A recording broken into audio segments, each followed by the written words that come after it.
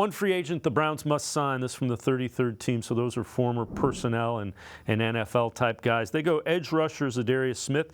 Smith didn't have the big sack numbers in 2023, 5.5, but he proved to be precisely what the Browns needed opposite Myles Garrett. Smith, an outstanding run defender, put pressure on opposing quarterbacks.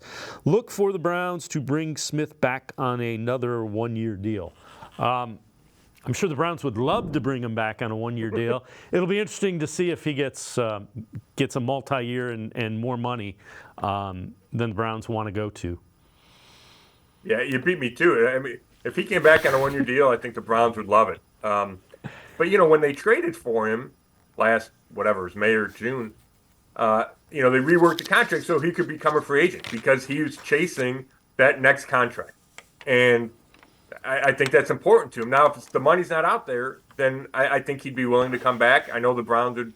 I feel strongly the Browns would like to have him back. And I think that, we talked about earlier, I think that just sets what they do at end. Garrett, Smith, Okoronkwo, Alex Wright, you got to force them you really, really like. But I don't know if Smith, I saw one ranking that had him as a top 10 free agent. If that's the case, then it's more than a one-year deal. It might be more than the Browns are willing to spend. So this might be something that takes some time where Smith feels the need to test the market. And then depending on how cool or hot it is, he comes back and says, okay, I'll play for, I think they probably have to give him a 2-year deal, but they'd probably be willing to do that. 2 years at 26, 27 million, that might get it done.